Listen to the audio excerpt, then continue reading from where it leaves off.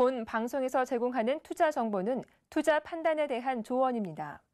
방송에서 제공하는 주식의 가치, 가격 상승 및 가격 하락에 대해서는 방송사에서 보장하지 않습니다.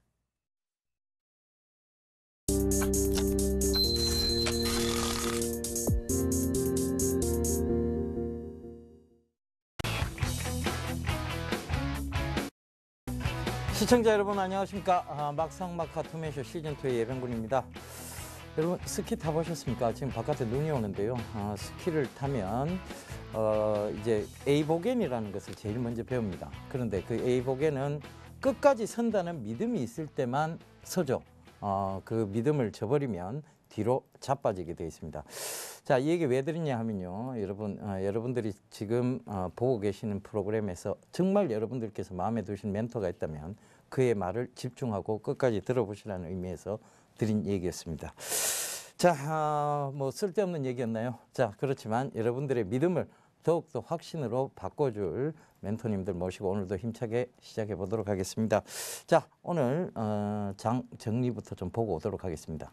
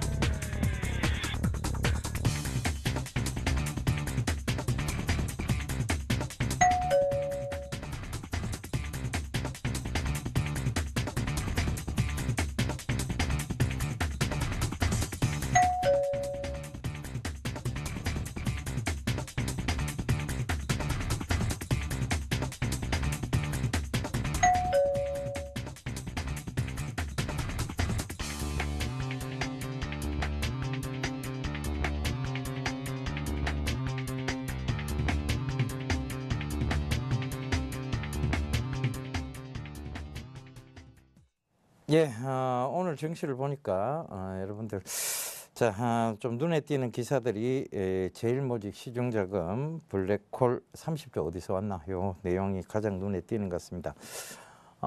외국인들이요 매도 규모가 조금 약해졌습니다. 마이너스 2,496억 정도 기록을 했고요. 선물에서도 외국인의 매도 규모는 좀 약해졌고 기관은 선물에서 좀 매수세가 들어왔죠. 그런데 기관이 참 못됐습니다.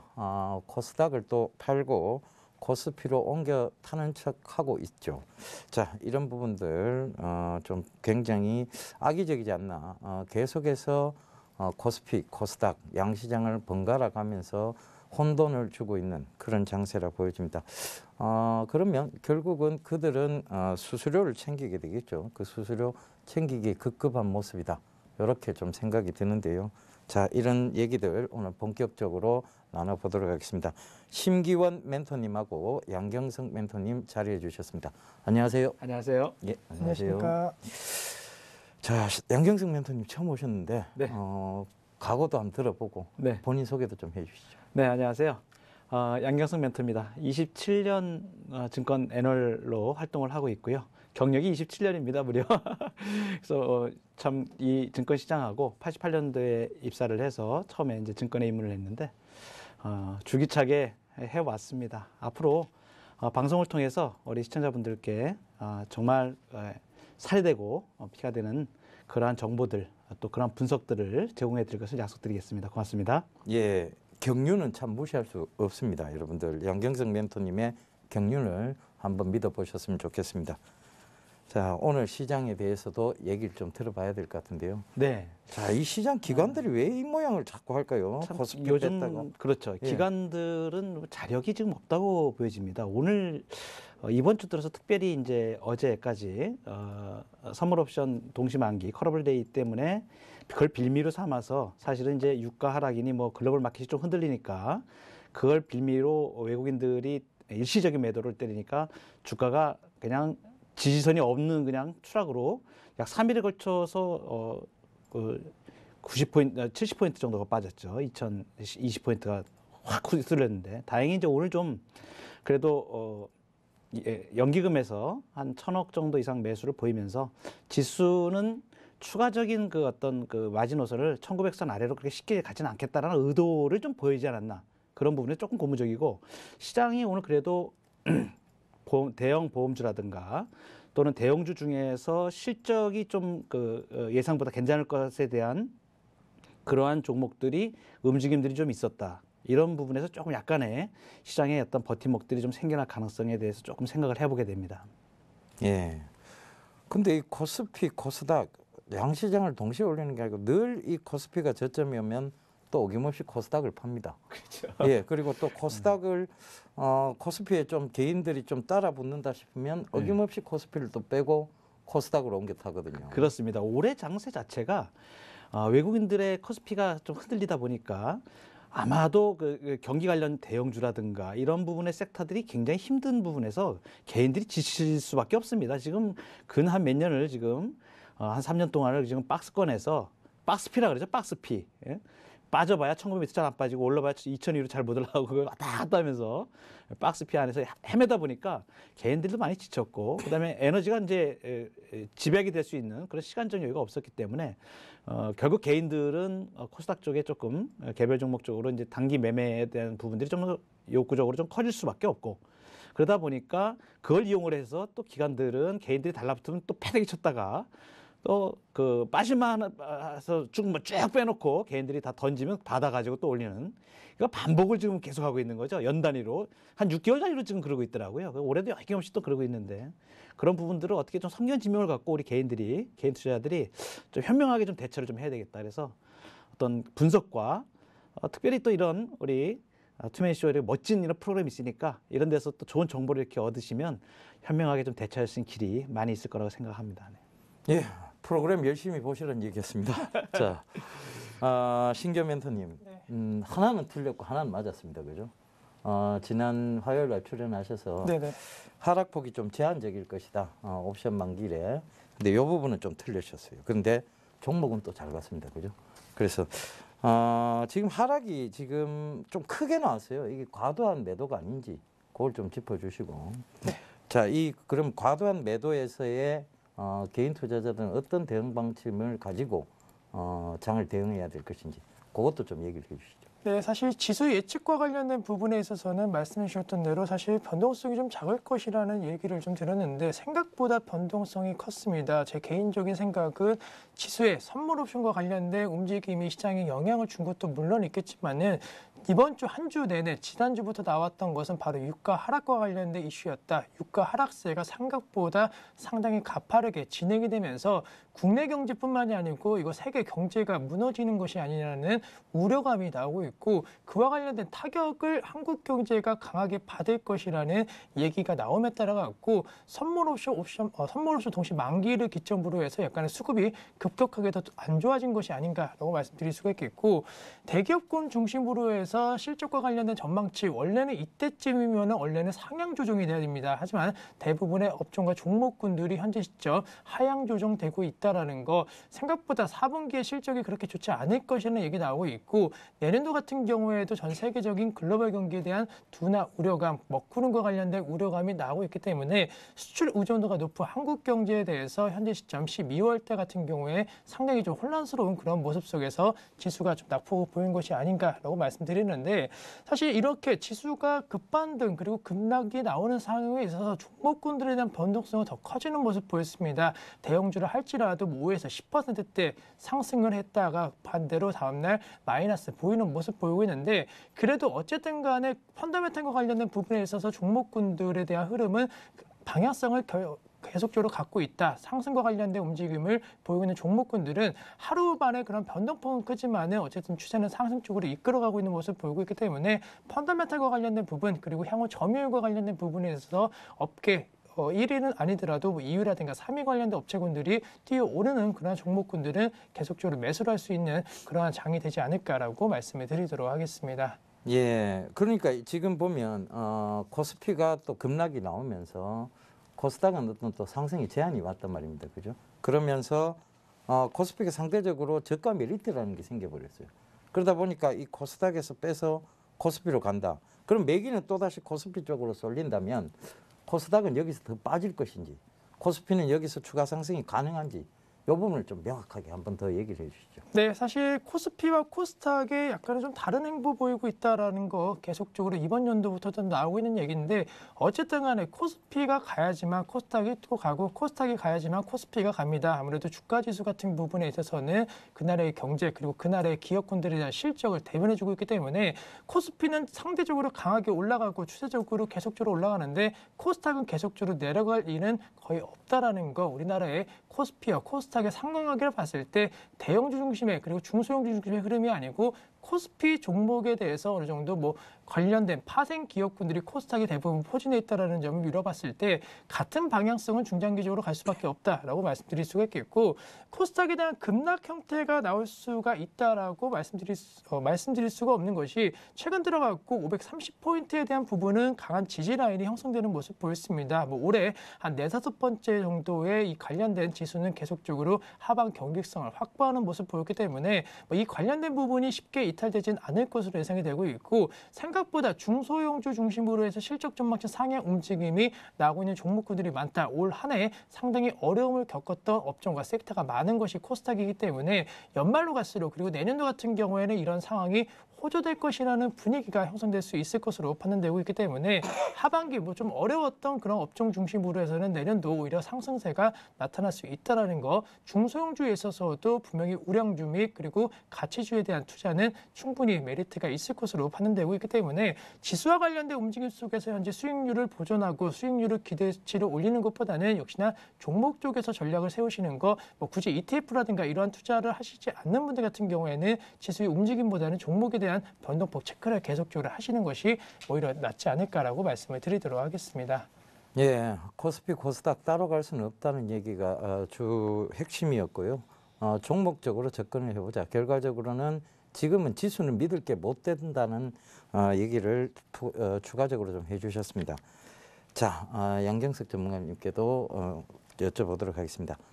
코스피, 코스닥 지금 심기현 멘토님께서는 자 따로 갈 수는 없다라고 말을 했어요. 그런데 지금 코스피가 이렇게 많이 빠졌고 코스닥은 변동폭이 너무 큽니다. 그러다 그렇죠. 보니까 또 내년 장이 등락폭이 플러스 마이너스 30%예요.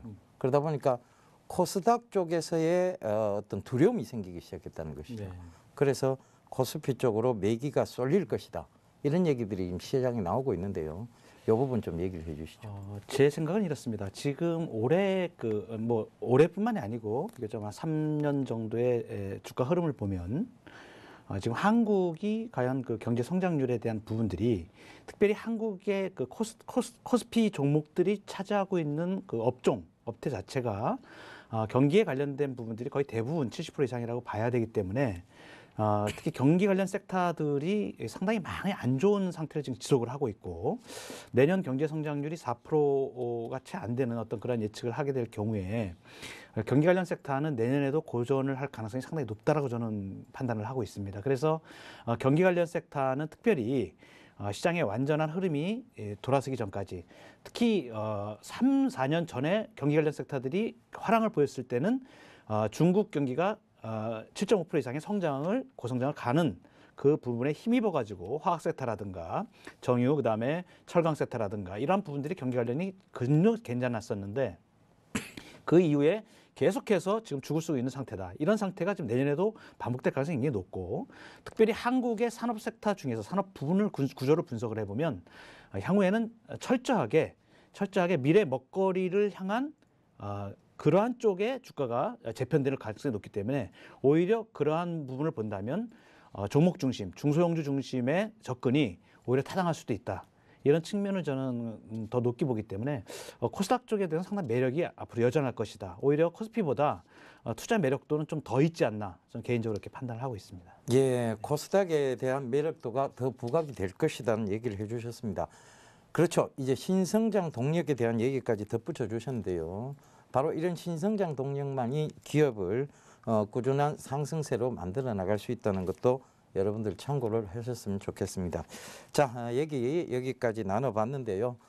대강 여러분들께서 이 얘기들 참고하셔서 너무 시장에서 흔들리는 매매보다는 심지 굳은 매매를 진행하시라고 좀 다시 한번 당부드리면서 오늘 이슈 보고 오도록 하겠습니다. 국내 증시에 상장된 중국 기업들이 오랜 기간 쌓였던 서름을 한꺼번에 털어내며 훨훨 날아오르고 있습니다. 3일 전부터 동반 급등세를 연출하더니 급기야 어제는 일제히 가격 제한폭까지 오르는 기염을 토했는데요. 그간 중국 기업들은 중국 고섬의 상장 폐지에서 비롯된 불신과 함께 차이나 디스카운트에 시달려왔습니다. 하지만 최근 후강통 시행과 함께 내년 상반기부터 재개될 중국 기업들의 국내 증시 상장 이슈가 긍정적인 요소로 작용할 전망인데요. 계속되는 상승세에 포텐 터진 중국 기업들. 과연 차이나 디스카운트를 벗어나 차이나 프리미엄 시대를 기대해 볼 수 있을지 잠시 후 막상막하 투맨쇼 멘토들이 숨겨진 전략과 중국 기업 유망주가 공개됩니다. 예, 오늘 차이나 디스카운트 주들, 즉 완미, SNC 엔진그룹, 그 다음에 차이나 하오란, 차이나 그레이트, 그리고 중국 원양자원, CKH, 웨이포트, SNC 엔진그룹 이렇게 중국 기업들이 있습니다. 이런 기업들의 흐름을 보니까 마치 내년장을 미리 보는 듯한 그런 기분까지 느꼈습니다. 플러스 마이너스 한 하한가에서 상한가, 상한가에서 다시 하락폭이 굉장히 크게 좀 작용을 했는데요. 자, 이런 롤러코스터가 펼쳐지고 있는 중국 기업들. 자, 이거에 대해서 얘기 좀 나눠보도록 하겠습니다. 양경석 멘토님. 네. 자, 이 중국 기업들이 최근 들어와서 굉장히 급등세를 보이고 있습니다. 그렇죠. 네. 결과적으로 보면 어떻게 보면 중국인들이 힘이다. 네. 이렇게도 좀 보여지는데요. 자, 중국 기업. 이 계속해서 좀 상승할 수 있을까요? 많이 올랐죠. 많이 올랐습니다.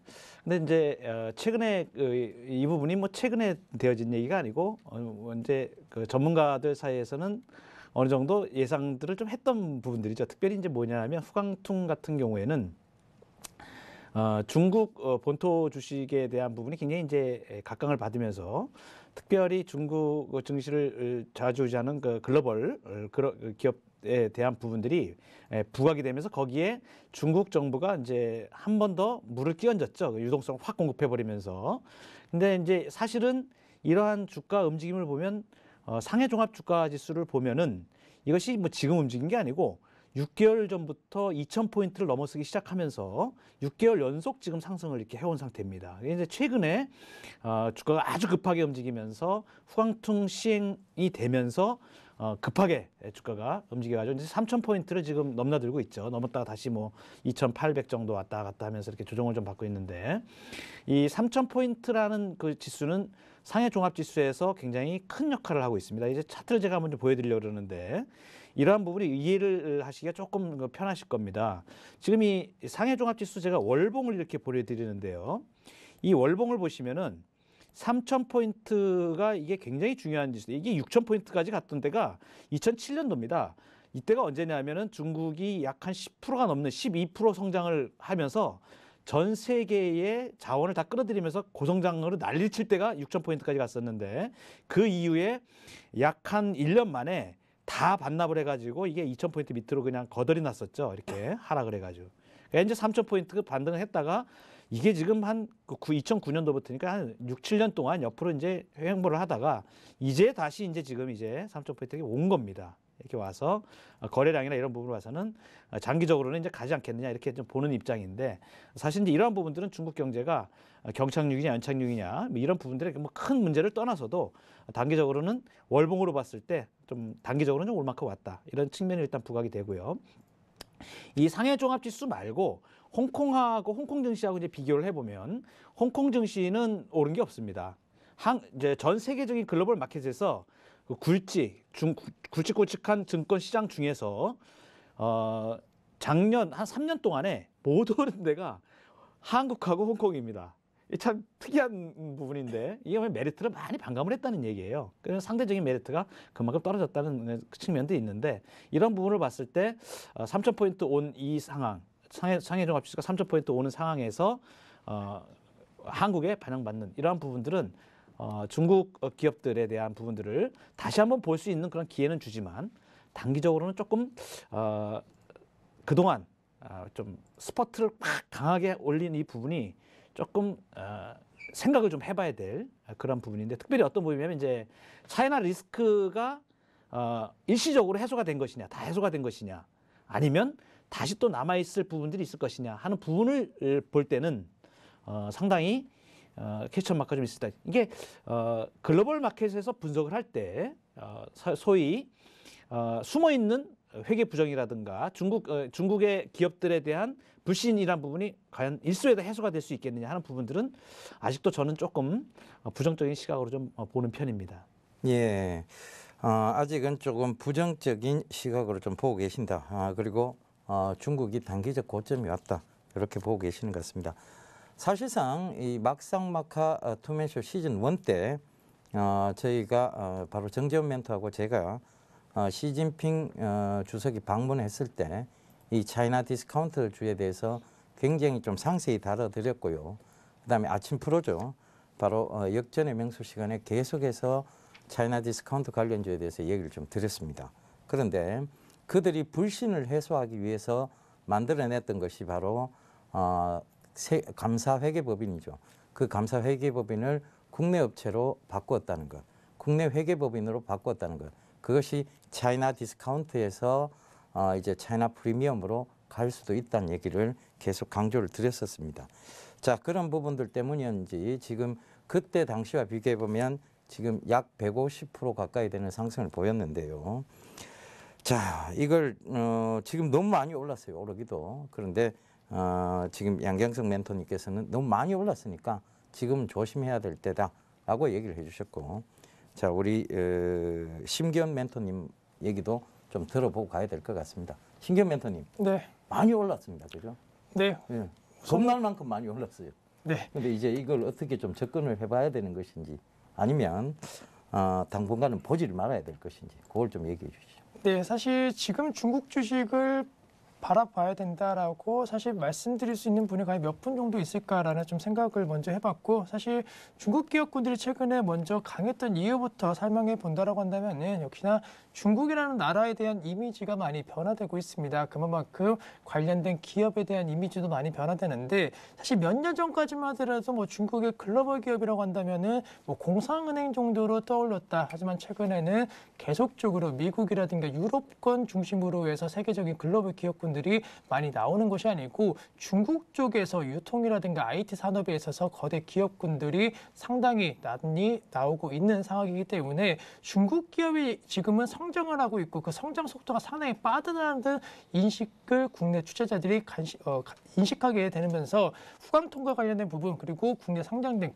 중국 기업에 대한 이미지가 급변하게 되는 모습을 보이고 있고, 그와 관련된 부분이 수급으로 이루어지면서 지금과 같은 상승 흐름을 현재 보이고 있는 가장 큰 이유가 되고 있는 모습을 보이고 있습니다. 또한 상대적으로 우리 몇 년 동안 뭐 삼성전자라든가 현대차 같은 종목군들이 글로벌 기업으로서 우뚝 서는 모습 보이는데, 2014년도 중국 기업 같은 경우에는 상승세가 나오는 모습 보였지만 국내 기업군 같은 경우에는 하향세를 보임에 따라 갖고 약간은 국내 기업에 실망했던 투자자들이 중국 쪽으로 많이 넘어가면서 이 관련된 종목에 대한 매수가 집중되는 모습 보였고, 무엇보다도 그동안 이 중국 국내 상장된 중국 기업 같은 경우에는 우리나라 기업보다도 아무래도 인식이라든가 그리고 자료라든가 이런 것이 상대적으로 적었습니다. 그렇기 때문에 불신과 그리고 그에 따른 저평가 메리트가 계속적으로 남아 있었던 것이 사실인데, 오히려 후광통이 개정이 된 이후에 중국 기업에 있어서 후광통에 대해서 사실 현재가 관련된 종목군들을 검색을 하더라도 대부분 종목군들이 모르는 종목이다라는 거. 하지만 이미 어느 정도 우리나라 상당된 중국 기업 같은 경우에는 뭔가 친근하게 다가오는 기업군들이 상당히 많은 것으로 판단되고 있기 때문에 후광통 투자를 하자니 약간 묻지마 투자가 될 것 같고, 그렇다고 중국에 투자를 안 할 수는 없을 것으로 판단되고 있기 있었기 때문에 국내 상장돼 중국 쪽으로 돈이 좀 쏠리고 있는 것이 아닌가라고 말씀드리는데 사실 이와 관련된 움직임 속에서 사실 주가를 예측하고 주가의 변동폭을 이용해 갖고 수익을 낸다라는 것은 사실은 전문가 영역 그 이상이다라고 말씀드릴 수가 있겠고 제 개인적으로 중국 투자를 만약에 하신다라고 하시는 분들 같은 경우에는 직접 투자보다는 아무래도 간접 투자 쪽으로 많이 말씀드릴 수밖에 없는 게 아무래도 한국 기업 우리가 매일 쓰고 그리고 매일 사용하는 기업을 제품군을 만드는 기업에 대해서 주가 예측이 어려운데 약간은 먼 나라 관련된 종목 기업군들에 대한 펀더멘트를 예측한다는 것은 사실은 불가능에 가까울 수 있다는 점 미뤄봤을 때 간접 투자와 관련된 부분으로만 좀 강조드릴 수 있다는 거 직접 투자에 있어서는 분명히 리스크에 대한 부분은 상당히 좀 고조될 수 있다라고 제 의견을 말씀드리도록 하겠습니다. 예, 묻지마 투자가 될 확률이 좀 높다. 그러니까 중국 기업에 투자하는 것보다는 간접 투자 형식의 한국 내 기업 중에 중국에 잘 진출해 있는 회사 쪽으로 눈을 돌려보자. 이런 얘기를 해주셨습니다. 사실상 그 중국주들이 조금 재무제표에 대한 불신들이 사실은 많았습니다. 중국 고섬이라든가 그다음에 성륜광전투자 이런 것들이 재무제표상은 좋았는데도 불구하고 결국은 상장 폐지가 나왔죠. 그 상장 폐지가 나왔을 때 꽤 많은 개인 투자자들이 피해를 봤는데요. 양경석 멘토님 네. 하나만 더 질문을 좀 하고 네. 넘어가야 되겠습니다. 자, 지금 가장 많이 오른 중국 주식이 바로 중국 원양자원인데 그렇죠. 네. 중국 원양자원이 가장 재무제표상 문제가 많은 그렇습니다. 기업이라고 네. 늘 떠들어왔었습니다. 그런데 네. 가장 많이 올랐거든요. 네. 최근에 대주가 이제 뭐 주식 팔지 않겠다. 뭐 한마디로 이제 그 얘기인데 예, 재밌는 게 있습니다. 저는 이게 주식을 볼 때마다 항상 과거가 미래를 예측하는 어떤 그런 그 부분에 전부일 수는 없지만 경험적으로 보면 상당히 도움을 좀 많이 얻을 수 있다라고 하는데 아까 제가 이제 상해 종합지수를 말씀드리는 거를 2011년도에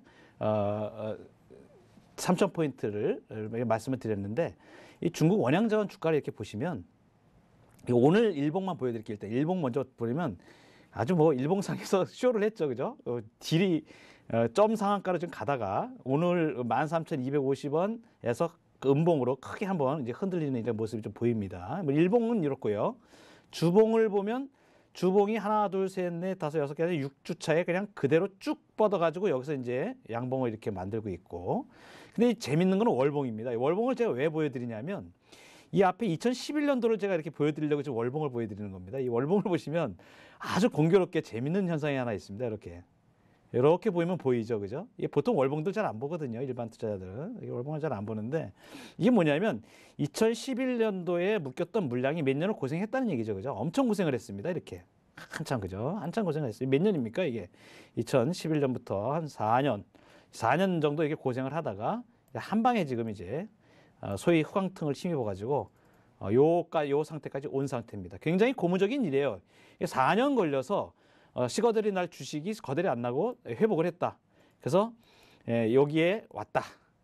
근데 이제 이것이 과연 그러면 정말로 여기서 이것을 완전히 뒤집어 버리고 이제 이걸 뛰어넘는 그러한 주가가 나올 수 있는 동인이 무엇일까를 한번 생각을 해보자는 얘기죠. 이게 확인이 되기 전까지는 좀 일단은 경계를 하는 경계감을 늦추지 말아야 된다고 저는 이제 주장하는 이유가 뭐냐면 월봉상의 주가 거래량에 육박하는 거래가 지금 이미 나왔습니다. 물론 거래 상투의 어떤 그런 모습은 보이지 않아요. 아직까지 뭐 주가 움직임에서 그래서 미래에 대한 예측치를 보통 이제 주가가 이 앞에 고점을 뛰어넘어서 고점을 형성하는 경우가 있을 수가 있고 못 미쳐서 할 수 있는 고점을 찍는 경우가 있는데 보통 지금 같은 경우는 이제 2011년도 상한까지 온 상황입니다. 그래서 이제 한번 뛰어넘으려고 애를 좀 쓰고 있는 것 같아요. 저희가 요 조건이 뭐냐면 이 앞에 고점을 떨어내려면 이 거래량을 잡아주는 거래가 최소한 두세 번 정도 월봉상에 2번 정도 내지 3번 정도가 있어야 이걸 잡아주고 튕겨 올라갈 수가 있다는 얘기죠. 그렇게 되면은 한 단계 레벨업이 될 수 있는 과정을 갈 수가 있는데 지금 여러 가지 정황으로 봤을 때는 그러한 부분들이 그렇게 크게 보이지는 않는다. 그런 점에서 조금 경계감을 가져야 되는 게 좀 유리하지 않겠나 투자하는 입장에서는. 그래서 일단은 이 상황에서는 리스크를 내가 감당을 하면서 여기서 배팅을 들어갈 것이 아니라 일단 상황을 보고 그 다음에 이러한 경우라도 어떤 경우라도 주가가 날 버리고 그냥 갈 것 같지만 그렇지는 않거든요. 확인을 할 수 있는 시간을 충분히 줍니다. 여기서 주고 그것이 해결이 됐다고 판단되었을 때 오히려 다시 확인을 하고 배팅을 한다든가 어떤 그런 측면을 가져야지 지금 입장에서는 섣부른 판단을 하기가 굉장히 어려운 상태인데 일단은 그동안에 온 거 4년 만에 고점을 왔는데 일단은 좀 조심을 해보자라는 의견을 제가 제시를 해드리는 겁니다. 예, 맞습니다. 이게 지금은 조심해야 될 구간까지는 분명히 온 것 같습니다. 변동폭이 굉장히 심하다는 것은 개인 투자자분들이 들어가서 수익을 내기가 참 어렵다는 얘기가 될 수 있는데요. 그러면 자 이제 심기현 멘토님께 한 가지만 더 질문하고 넘어가죠. 자, 다른 대안주를 한번 찾아보자라고 얘기를 하셨어요. 그럼 대안 섹터가 될 만한 것을 한번 제시를 해주시죠.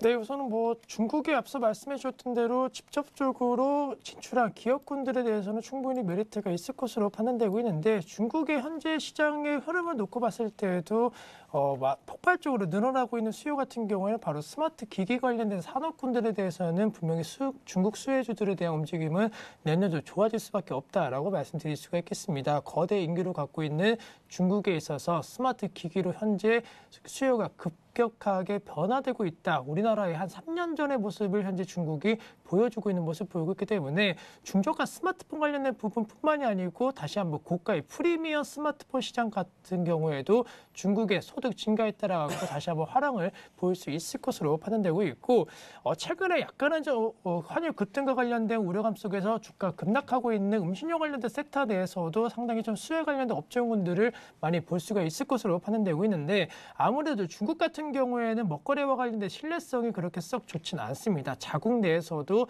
자국민들이 같은 나라의 같은 자기네 기업계에 대한 식품에 대해서 상당히 좀 불안정한 그런 모습을 보이고 있기 때문에 국내 제품에 대한 선호도는 계속적으로 좋아질 수밖에 없다는 점을 미뤄봤을 때 그와 관련된 기업군에 대한 가치도 상당히 좀 높게 평가될 수 있을 것으로 판단되고 있고 후광통 관련된 최대 수요 업종으로 여겨졌던 엔터 관련된 종목군들에 대해서도 최근 들어왔고 중국 쪽으로 활발하게 국내 컨텐츠 관련된 부분에 수출되고 있다. 사실 엄밀히 말하면 현재 일본 쪽에 있어서는 수출이 약간의 현재 시점 주춤한 상황이고 일본 쪽으로 수출을 한다라 하더라도 엔저와 관련된 부분 때문에 사실 수익성이 그렇게 좋지 않다라는 거. 하지만 중국 쪽으로 수출을 함에 따라 갖고 위안화로 어느 정도 결제가 가능하다라고 한다면은 위안화 잘 아시겠지만 대세 상승에 대한 가치 상승을 했기 때문에 한국 돈으로 환산했을 때에 대한 그에 관련된 수익성은 급격하게 늘어날 수 있을 것으로 판단되고 있습니다. 따라서 중국뿐만이 아니고 중국이 어느 정도 반응을 보이면 그 옆 나라 중화권 관련된 나라들까지도 같이 열광하는 그런 좀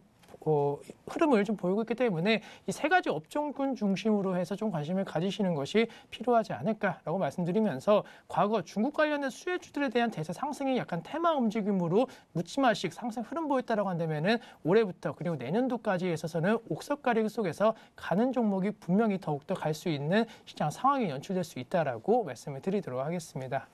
예, 인구가 많다는 것만큼 무서운 것은 없는 것 같습니다. 최근에 중국이나 인도의 움직임을 보면 굉장히 가파르게 움직이고 있다는 거 보실 수 있을 것 같습니다.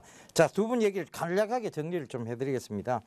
양경석 멘토님께서는 자 이제 경계해야 될 시점이다. 하지만 안 봐야 될 시점은 아니고 경계는 하되 이 자리대를 뛰어넘는 것을 확인을 해봐야 된다. 즉 차이나 디스카운트 관련주에 대해서 그렇게 정리를 좀 해주셨고요.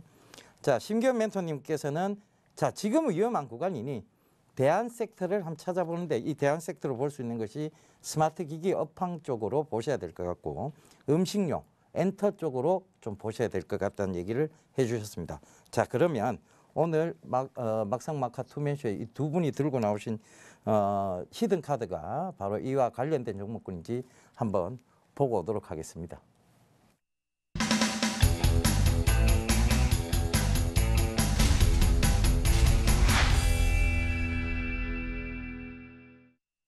예, 양경석 멘토님 오늘 처음인데 종목 기대됩니다. 자, 양경석 멘토님 종목부터 좀 보고 있습니다.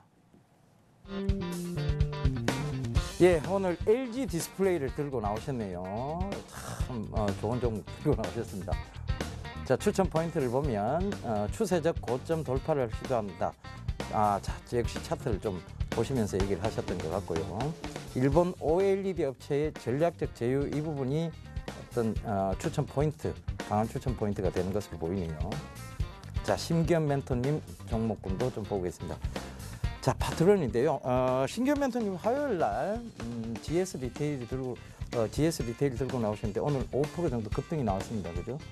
자, 파트런도 좀 기대를 해봐야 될 것 같습니다. 자, 실적 대비 낙폭 과대다. 자, 이것이 추천 포인트고, 자, 이제 스마트폰 업계에 대한 시각 변화가 이루어질 것이다. 자, 이런 얘기를 추천 포인트로 잡아오신 것 같습니다. 양경석 멘토님 얘기를 먼저 좀 들어봐야 될 것 같습니다. LG 디스플레이 최근에 좀 많이 올랐습니다, 그죠? 예, 많이 올랐습니다. 시장 대비에 대해서도 굉장히 좀 강하고 좋은 흐름을 보였는데요. 자, 여기 오늘 추천 포인트하고 그리고 가격 전략까지 같이 좀 얘기해 주시죠. 네, 제가 투자하는 방법 중에 시장이 어려울 때 투자법입니다. 증권 시장이 좀 상당히 지수가 어렵고 어려울 때일수록 가는 종목이 갑니다. 되는 종목이 갑니다. 이유가 있거든요. 올라가는데 그 나중에 보면 이제 나중에 가서야 그것이 이랬구나라는 그런 부분이 나오는데 지금 시장은 싼 거를 사가지고 비싸게 팔려는 어떤 그런 시장이 아니고 추세가 철저하게 일봉상 또는 주봉상에서 추세가 철저하게 살아있는 종목을 선택을 해야 된다고 저는 생각을 합니다. LG 디스플레이 같은 경우에는 특별히 디스플레이 시장 쪽에서 그동안에 그 많은 실적에 대한 악화를 딛고 지금 4분기 실적 예상치가 이제 어닝이 이제 서프라이즈가 예상된다는 어떤 그런 소식들이 좀 나오고 있는데 오늘 주가가 좀 많이 올랐습니다. 그래서 오늘 3.91%가 올랐죠, 오늘. 그래서 1350원 올라서 35,850원까지 왔는데 차트를 좀 보면서 이렇게 말씀을 드리면 일단은 추세적으로 살아있는 종목을 손을 대야 되는데 일봉상의 이 추세를 보면은 지금 상당히 견조한 특별히 20일 이동평균선의 지지를 받으면서 주가가 오히려 20일 이동평균 종합지수는 20일 이동평균을 깨고 내려오는 상황이었는데 이 종목은 튕겨서 지금 올라가는 그런 상태에서 이렇게 보시면 이제 상승 돌파하려면 신고가를 좀 내고 있죠. 신고가 이제 가고 있는데 신고가 종목은 가는 만큼 이유가 있습니다. 분명히 신고가 종목은 가는 만큼 이유가 있는데 가장 큰 거는 이제 실적이라고 일단 판단이 되고요. 이 실적을 빌미로 해가지고 기관들의 수급이 지금 상당히 괜찮아지고 있다. 이 부분은 이제 주봉으로 이렇게 보시면 더 선명해지는데 제가 특징적으로 주식 중에서 선정을 할 때 가장 우선적으로 보는 것이 5주 이동평균선에 살아있느냐의 여부입니다. 이제 5주 이동평균선이 이렇게 딱 지지를 받으면서 가죠. 이런 경우에는 대부분 주봉 보고 투자를 한다 이렇게 생각을 합니다. 보통 말씀들을 할 때 주봉의 거래를 이제 살아나가면서 올라가는 그런 모습이 보이는데 이것이 이제 5주 이평이 뚫고 나가는데 과연 이것은 이제 고점을 이제 뚫는 그런 모습이 좀 나오는 걸로 보이는데요. 과연 이것이 가능할 것이냐 하는 부분에서 일단 실적과 그다음에 수급의 어떤 그런 부분들을 봤을 때는 충분히 가능한 상태다. 이걸 월봉으로 보면 이제 좀 더 선명해 보이는데 뭐 이 종목을 들고서 오랫동안 가자는 얘기는 아닙니다. 대형주기 때문에. 근데 지금 시장에서 대안으로 봤을 때 조금 재밌게 단기적으로 단기 사이클을 좀 노려볼 만한 부분인데 이 월봉을 보면 여기 5월 월봉이 서가면서 아까 주봉을 제가 보여드렸는데 이런 경우에는 대부분 이제 이 앞에 고점을 벗겨나가는 사인이 나오죠. 바로 여기를 벗겨나가는 사인이 나오면서 월봉상으로 4만 원대 도전이 들어갈 가능성이 좀 높다. 지금 가격에서 보면은 한 10% 정도의 여력은 조금 있어 보입니다. 단기 시장적으로 봤을 때. 그래서 이러한 경우라면은 주봉을 보고 주봉에 배팅을 해도 되고 5주 이평을 보고도 괜찮고 추세적으로 괜찮고 일봉도 살아있는 모습을 보이기 때문에 단기적으로 일단 고봉을 치면서 뒤집어서 아래로 하락할 가능성은 상당히 덜하다. 그런 측면에서는 안전판이 조금 되지 않는가.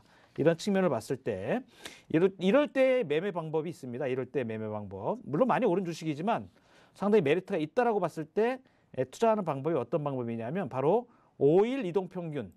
일봉상에 5일 이동평균에서 매수하는 방법이 신고가 내는 종목들은 5일 이동평균에서 매수를 하는 방법입니다. 이게 35,000원을 넘어왔기 때문에 35,000원 밑으로 가려면 그만큼 안 좋은 악재라든가 물량에서 수급에서 안 좋은 악화되는 모습이 보여야 되는데 그럴 가능성이 지금 현저히 적다고 보여지기 때문에 35,000원대 초반에서의 매수는 유효하다. 이렇게 보고 짧게 약 한 5%에서 7% 정도의 수익은 구가를 할 수 있을 것이다. 4만 원 근처까지 볼 수는 있다. 이런 측면에서 매수 가격은 이제 35,100원 정도 제가 제시를 해드렸는데 35,100원, 35,000원대에 좀 싸게 좀 사보자 하는 그런 개념입니다. 35,100원 매수가를 제가 제시를 해드리고 목표가는 시장 상황이 조금 불투명성을 감안을 해서 4만 원 정도까지는 보이는데 일단은 이익을 좀 실현해가는 측면, 그래서 3만 8천 원 정도에서 일단 고봉을 벗기는 모습을 보면서 앞에 바로 있었던 고봉이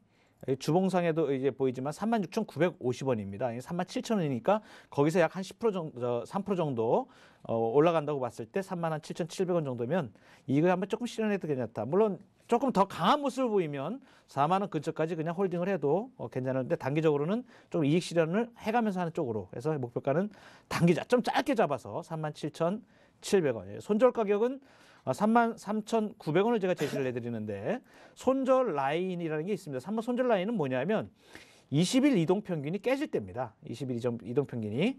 20일 이동 평균이 확실하게 깨진다는 어떤 확신이 들려면 34,000원 밑으로 확실하게 들어가야 됩니다. 33,900원을 제시를 해드리는 것이 20일 이동 평균이 깨지는 걸 확인을 하고 확실하게 깨진다는 판단이 됐을 때 그때는 손절을 해야 된다고 보기 때문에 33,900원을 손절가로 제시를 해드리도록 하겠습니다.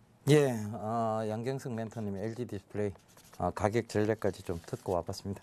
잠시 뒤에 다시 얘기 나눈 걸로 하고요. 신경 멘토님, 네. GS 리테일 오늘 5% 이상 급등 나왔습니다. 자, 깨알 같은 자기 자랑 좀 해주시고.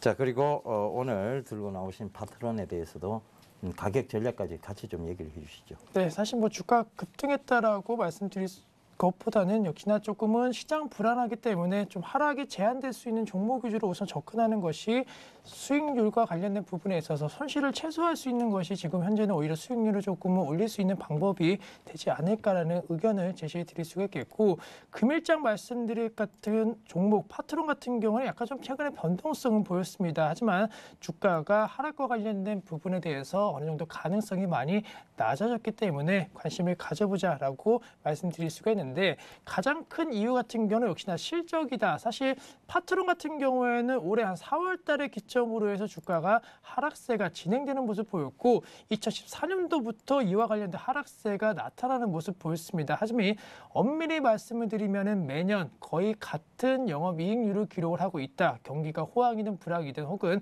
스마트폰이 잘 팔리든 안 팔리든 영업이익률은 나름대로 괜찮은 흐름을 보이고 있기 때문에 사실 파트론 같은 경우에 PER 기준으로 해서는 10배가 안 된다는 거, 사실 다른 IT 부품 관련된 종목군들이 대부분 10배 이상, 대부분 한 20배 정도의 PER을 갖고 있는 것을 감안한다라고 한다면은 분명히 파트론 같은 경우에는 최근에 실적 기준 대비해서 주가는 좀 과도하게 빠졌다는 인식이 확대될 수 있다라고 말씀드릴 수가 있겠고, 무엇보다도 현재 올해 하반기 들어갔고 IT 관련된 업종군들이 반등세를 보일 수 있었던 것은 그동안 상당히 많은 제품군들이 많이 팔려서 제품군들을 많이 만들어놨는데 2014년도 같은 경우에는 스마트폰 판매량이 둔화가 되면서 이 재고량이 상당히 많았습니다. 아무래도 재고가 많다는 것은 그와 관련된 재고를 유지하는 데 있어서도 비용이 들어갈 수밖에 없고, 신규 출하량이 없으니까 오히려 밖에서 봤을 때 주식 투자자 입장에 봤을 때에는 성장성과 관련된 우려감이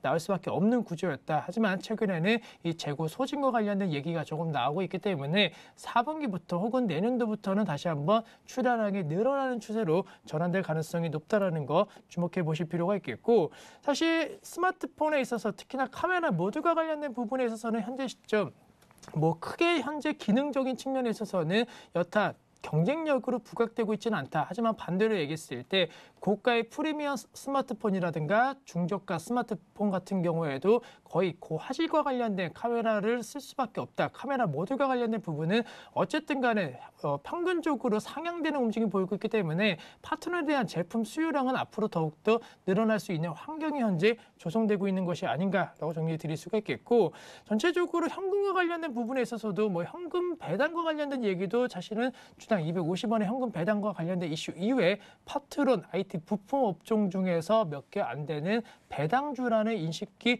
확대되고 있는 모습을 보이고 있습니다. 대표적으로 IT 관련된 업종에 있어서는 한미 반도체 같은 종목군들이 고배당 관련된 종목으로 언급되는 모습 보이는데, 그러한 분위기도 파트론 쪽으로 현재 확산되고 있는 모습 보이고 있고, 스마트 기기 산업 내에서는 거의 유일하게 파트론이 고배당 관련된 종목으로 언급되고 있다는 거, 연말 시즌과 관련된 부분에 있어서 오히려 수급이 좋아질 수 있는 이유다라고 좀 정리해 드릴 수가 있겠고, 사실 그동안 약간은 좀 편중된 산업과 관련된 부분, IT 부품 내에서도 약간은 몇 개 섹터 쪽으로 너무 편중이 치우치고 있다. 또한 거래처가 너무 다변화가 아닌 약간의 좀 의존도가 높다라는 것은 악재로 작용하는 모습 보였습니다. 하지만 최근에는 뭐 기존 사업뿐만이 아니고 휴대폰 액세서리 관련된 사업까지도 진출했다라는 거, 그와 관련된 다양한 사업 포트폴리오에 따라서 수익성은 더욱더 좋아질 수밖에 없겠고, 앞으로 향후 이 스마트폰 액세서리 같은 경우는 더욱더 창조적으로, 더욱더 그리고 기능적으로, 신형적으로 바뀔 가능성이 있다라는 거.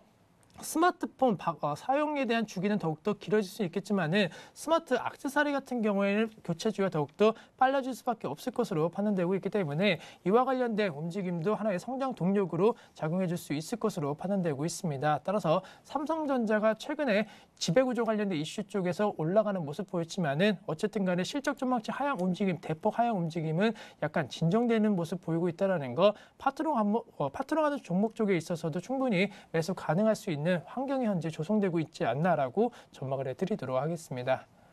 예, 가격 전략까지 같이 좀 얘기해 주시죠. 예, 우선은 파트너 사실 오늘장 장 초반부터 약간은 좀 관심을 두는 그런 모습 보이는데, 사실 시장 여파에 따라 갖고 주가가 급등과 급락되는 모습 보였습니다. 하지만 오히려 이 급락 형태가 나온 거 다음 주 같은 경우에는 오히려 매수 기회로 활용할 수 있다라고 말씀드릴 수가 있겠고, 분할 매수 관점 대응 전략을 만약에 접근하신다라고 한다면 목표가는 14,000원에서 14,500원 정도까지도 가능하다. 단 분할 매수했을 경우에는 반대로 분할 매도하시는 관점 대응 전략 말씀드릴 수가 있겠고, 만약에 조금은 그냥 내일 월요일장 시초가에서 만약에 매수를 하신다라고 한다면은 매수가 대비해서 한 4% 정도의 추가 수익은 단기적으로 가능할 수 있을 것으로 판단되고 있기 때문에 연말 랠리에 있어서 코스닥을 이끌어주는 것은 IT 부품 관련된 업종군들이 될 수 있다라는 거, 생각보다 빠른 기간 내에 단기 수익도 가능할 수 있다라는 점을 염두하시자라고 말씀드리면서 현재 시점 KH 바텍과 그리고 파트론이 IT 부품 내에 있어서는 PER 기준으로 가장 저평가가 부각되는 종목이다라는 것을 꼭 인지해 보시자라고 말씀을 드리도록 하겠습니다. 예, 말씀 좀 빠르게 이어주셔서 잠시 쉬시라고 말씀드리고 양경석 멘토님께 질문을 해야 될 것 같습니다. 자, 두 가지의 의문점이 좀 생겼습니다. 네. 분명히 양경석 멘토님께서는 지금 앞에서 얘기하실 때 중소형주의 흐름이 더 나을 것이다라고 얘기를 하셨는데 대형주를 들고 나오셨어요. 그리고 대형주를 좀 단기 매매해보자, 이렇게 얘기를 하셨던 것 같고, 그게 하나의 의문점이고요. 그다음 두 번째가 앞부분에서 중국 원양자원은 월봉상에서 큰 단기적 저항대에 부딪혔다. 근데 이 차트가 LG 디스플레이도 비슷하게 지금 저항대에 부딪힌 모습입니다. 네. 그런데 이것을 과연 뛰어넘을 만한 모멘텀은 또 있는지, 성장성은 있는지, 여기에 대해서 압축해서 좀 얘기를 해주시죠. 네. 질문하신 그 대형주의 어떤 섹터에 좀 약간 부정적인 시각, 단기적으로 좀 어렵다는 어떤 시각을 좀 말씀을 드리고 종목 중심의 어떤 그런 말씀을 드렸는데, LG 디스플레이에 대해서 언급하신 부분에 대해서 이제 특징적으로 제가 말씀드리면은 내년도 장세에 대해서 크게 봤을 때는 종목 중심의 그런 중장기적인 투자 패턴이 좀 유리해 보이긴 합니다. 단기적으로 제가 이제 아까 LG 디스플레이 같은 건 좀 단기적으로 거의, 그러니까 뭐 이거는 연말 정도의 연초 내에 해결을 할 수 있는 어떤 그러한 정도의 단기 대응을 제가 이제 말씀을 드려서 종목을 추천한 거고요. 중장기 어떤 그런 측면에서 꺼낸 종목은 아닙니다. 그건 분명히 제가 말씀을 드리고, LG 디스플레이는 단기적으로 대응을 하는, 아주 단기적으로 대응을 하는 측면에서 말씀을 드린 종목이 되겠습니다. 그리고 지금 그 추세적으로 봤을 때 월봉상의 고점이 이제 4만 원 정도, 앞에 고점이 4만 원 정도로 예상이 되는데, 그 정도까지는 아직 조금 그 여력이 좀 남아 있다고 보여지는 게, 특별히 이제 그 디스플레이 시장 쪽에서 지금 LG 디스플레이가 소위 이제 몇 년 전만, 그 초기 국면 2년 전만 하더라도 치킨 게임의 어떤 그 성격을 가진 그런 부분에서 불투명성이 많아졌었는데, 올해 주가를 보면 경기 관련 섹터 중에서 그래도 디스플레이 쪽에서는 선방을 계속 하고 있었거든요. 이 얘기는 뭐냐면 어쩌면 치킨 게임의 어떤 그에서 서서히 큰 데서 이제 벗어나는 그 두 가지 대형주 중에 두 가지가 있거든요. SK 하이닉스하고 LG 디스플레이가 아주 특징적인 종목인데, 올해의 대형주 중에서 아주 견조한 흐름을 보이는 종목이 두 종목입니다. 이 종목들은 약간의 조정을 받으면 매매를 하면 단기적인 수익을 주게 돼 있거든요. 그래서 LG 디스플레이는 그런 측면에서 제가 말씀을 드린 겁니다. 네. 예, 양경석 멘토님께서 철저하게 단기적으로 좀 보자 이렇게 얘기를 해주셨습니다. 제가 대형주 단기 매매 좋아합니다. 그죠? 아시죠? 그러니까 단기 매매 철저하게 단기로 보셔야 된다. 그리고 기술적 분석상으로 봐도 상승 여력이 4만 원 부근까지는 있다. 이런 얘기를 해주셨습니다. 자, 파트론 질문 빠르게 하나 드릴게요. 네. 자, 파트론이 NFC 시장하고도 연관이 좀 있습니다. 근거리 무선 통신인데요. 자, 요것이 지금 어떻게 보면 사물 인터넷과 연관이 좀 있다고 보여지는데요. 자, 사물 인터넷주가 오늘 좀 조정이 들어왔어요. 그렇다면 지금 대장주들이 조정이 들어왔다. 그러면 이 지금 어떻게 따라가는 측면에서 본다면 파트론은 2등주, 3등주라고 볼 수 있는데 이런 것들이 더 크게 조정이 들어올 수도 있거든요. 자, 이 부분에 대해서 좀 설명을 좀 해주셔야 될 것 같습니다. 네, 우선은 말씀해 주셨던 대로 최근에 이슈 중에 하나가 바로 사물 인터넷 관련된 종목군들에 대한 급등 흐름이었다. 하지만 그 종목과 파트너는 약간 다른 점이 있다라고 한다면은 똑같이 최근에 상승 흐름은 보였지만은 관련된 종목 뭐 S넷이라든가 이러한 종목군들은 분명히 주가가 급등하는 흐름을 보였습니다. 따라서 급등에 따른 피로감 그리고 약간 불안감이 단기적으로 나올 가능성이 높다라고 말씀드리는데 파트론 같은 경우에는 그러한 종목 대비해서는 상승세가 조금은 완만하게 이루어지고 있다. 그리고 앞서 말씀드렸던 그 사물 인터넷 관련된 종목군들 대부분이 실적이 거의 좀 불투명성이 높은 종목군들이 많은데 파트론 같은 경우는 안정적인 실적과 관련된 부분이 움직임으로 현재 나타나고 있는 것으로 판단되고 있기 때문에 아직까지는 사물 인터넷 관련된 종목으로 파트론이 현재 급등을 했던 것은 아니기 때문에 뭐 그 반대로 급등을 했던 것은 아니다라는 것은 반대로 급락할 가능성도 좀 낮을 것으로 판단되고 있기 때문에 뭐 추세적인 상승과 관련된 부분은 좀 더 이루어질 수 있지 않을까라고 말씀드리면서 역별적인 흐름을 어느 정도 현재 시점 2달 정도 사이에 약간은 전환시키려고 하고 있는 노력이 나오고 있다는 거 최소한 2에서 3주 정도는 그런 움직임 속에서 앞서 말씀드린 목표가를 위해서 계속적으로 올라갈 수 있는 종목이 되지 않을까라고 말씀드리도록 하겠습니다. 예, 실적이 즉 실체가 있는 종목군인 파트론을 보자. 사물 인터넷 중에서도 실체가 있다. 이렇게 얘기를 해주셨습니다. 자, 두 분의 활약 앞으로도 기대를 해보면서 이만 마치도록 하겠습니다. 여러분 주말에는 가족과 즐거운 시간을 보내십시오. 저희는 이만 물러가도록 하겠습니다. 지금까지 시청해 주셔서 대단히 감사합니다.